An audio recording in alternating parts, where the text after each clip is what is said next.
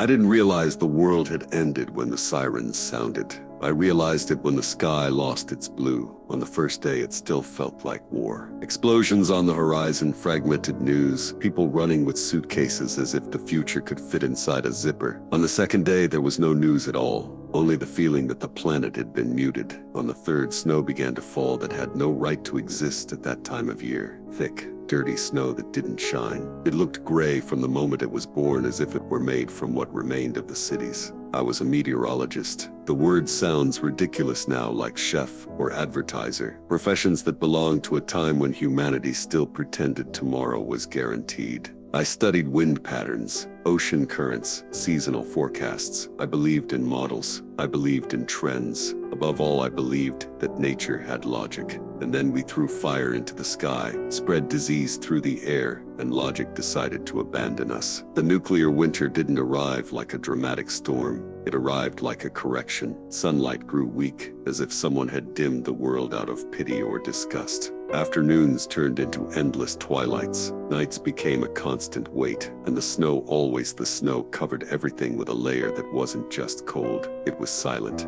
It muffled footsteps, muffled gunshots, muffled screams. It was as if the planet were trying to hide what we had done. The first months were the height of panic. Then panic became routine, and routine is the most dangerous thing in an apocalypse, because it convinces you that this is normal. I survived in an abandoned weather station atop a mountain range that used to be a tourist destination. Broken antennas, cracked walls, and an instrument room where the clock had stopped at the exact minute the power died. I kept a generator running with stolen fuel and recycled hope. I ate expired canned food and melted snow in old pots. Sometimes I picked up distant radio signals, voices without names repeating coordinates, distress calls, promises of shelter. Most were lies, the rest were traps. The great lesson of the post-war world was simple. Humanity didn't become good because it was punished, it just lost its masks. When the cities began to empty, I went down once to look for medicine. It was a mistake that nearly killed me and taught me everything I needed to know. The city was a corpse that still had reflexes. Cracked buildings, streets buried under gray snow, cars locked in eternal traffic jams, as if still waiting for the light to change. There were bodies frozen in painfully ordinary positions. Someone collapsed near a pharmacy,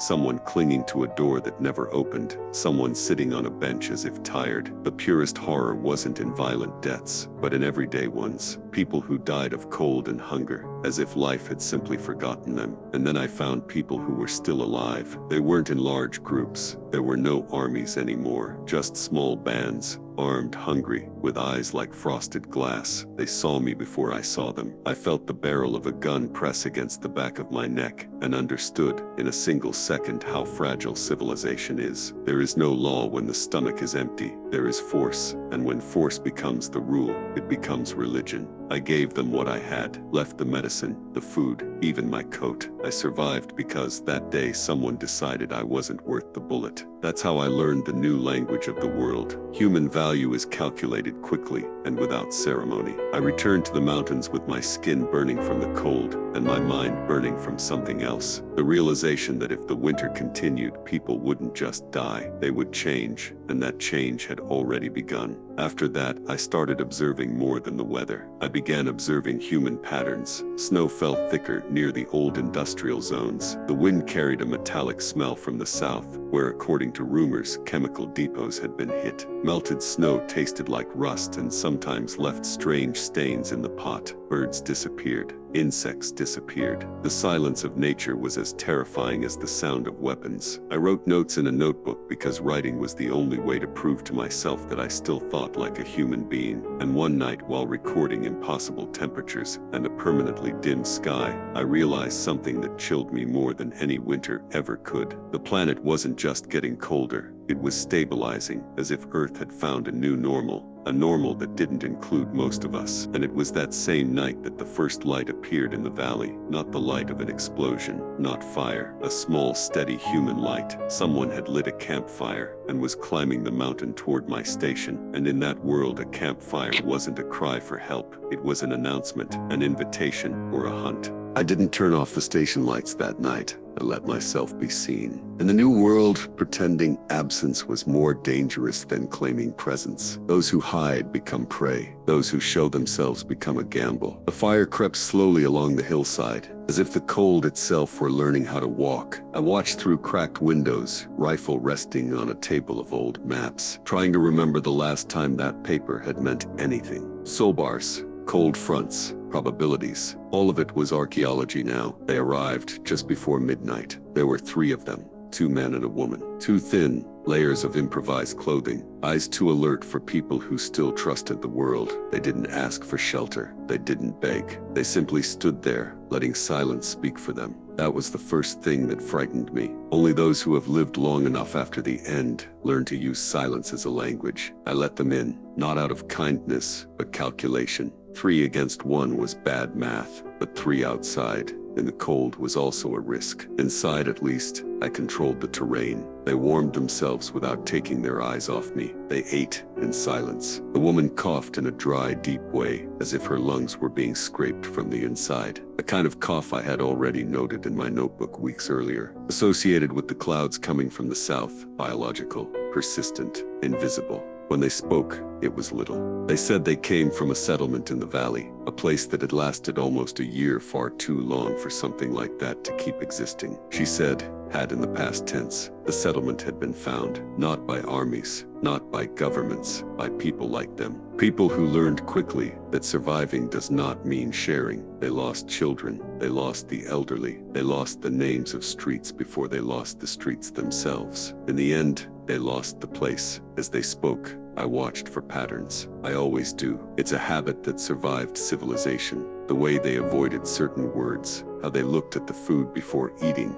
as if waiting for permission. The way they positioned themselves near the door, never fully turning their backs to it. People who have fled too many times never truly sit down. They stayed 2 days. 2 days in which the cold tightened, as if it had decided to test us together. The temperature dropped to levels I had only seen in theoretical simulations. -40, -45. The generator failed for hours. The wind screamed through broken antennas like a trapped animal. It was during those days that I understood something worse than winter. The war had not ended. It had only changed shape. There were no more fronts, no sides, no ideologies. There were pockets of survival, colliding with one another like human tectonic plates. Every encounter was an earthquake, every exchange an armed negotiation. Violence was no longer explosive, it was continuous, slow, economical, a violence that chose carefully where to spend energy. On the 3rd day, they left. They didn't try to take me. They didn't try to return at night. They simply went descending the mountain before dawn,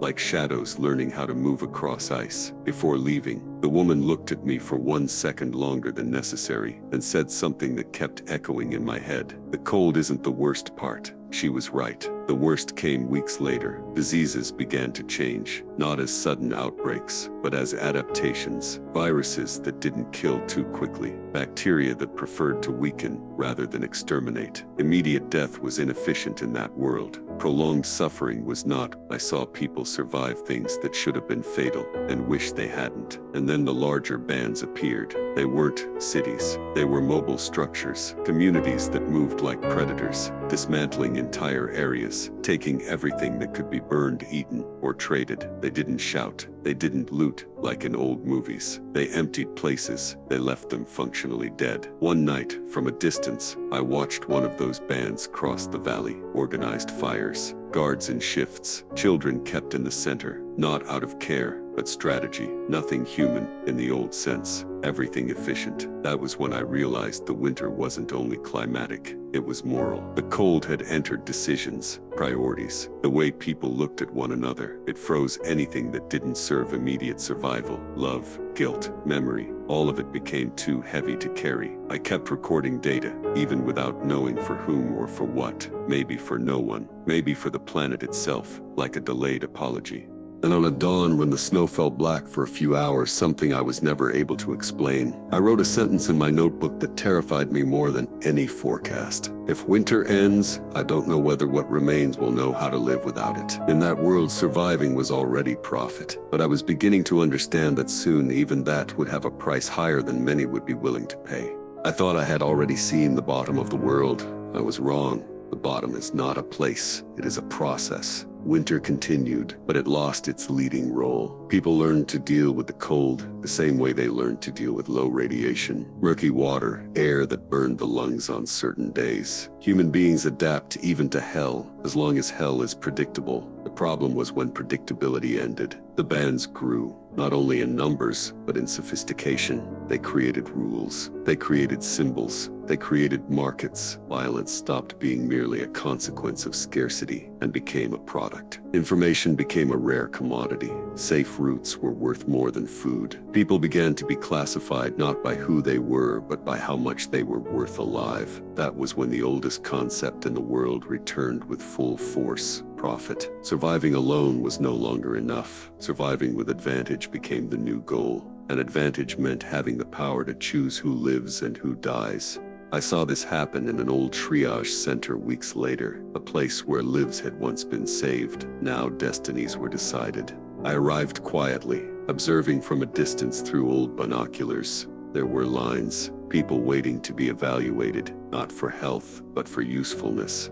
The strongest went to one side, the smartest to another. Children without parents were disputed. Elderly people alone discarded, not killed there, not immediately, just pushed outside the safe zone, where cold and hunger would take care of the rest. No one screamed. That was the most disturbing detail. There was no theatrical despair, no collective revolt. There was resignation, a silent acceptance that this was the new social contract. You are worth what you produce, what you protect, what you can be traded for. I felt disgust, but above that, I felt something worse: understanding, because a part of my mind, the part trained to calculate, record, predict, understood the logic, understood why it worked, understood why so many accepted it. In a broken world, simple systems feel like salvation. That was the day I stopped recording only data and started writing confessions. I wrote about the face of the woman who passed by carrying a child that wasn't hers, knowing that child was her currency of survival. I wrote about a man who smiled when he was accepted into an armed group, as if he had finally found purpose. I wrote about myself, standing in the dark, unable to intervene without becoming just another statistic. On the way back to the station, I found something I didn't expect. A boy. He must have been around 12, too thin.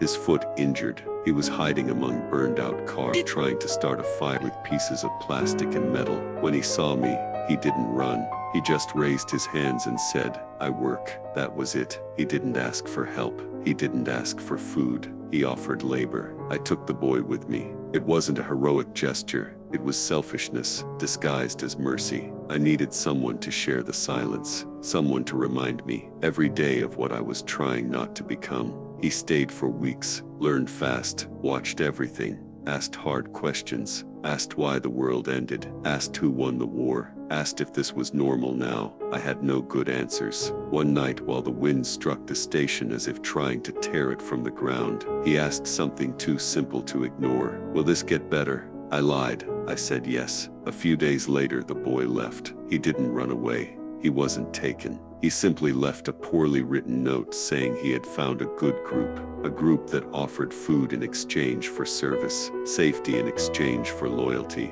I didn't follow him. That was my final choice, and perhaps my greatest sin.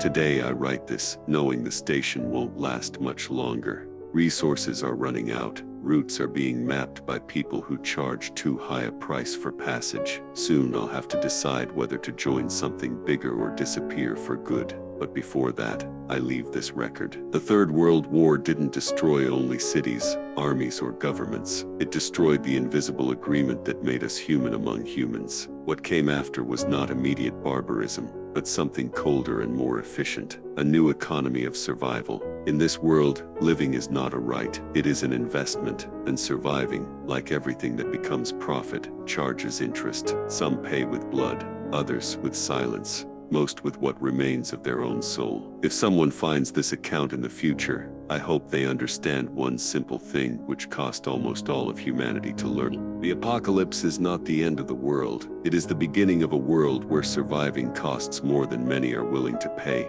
and yet, almost everyone pays.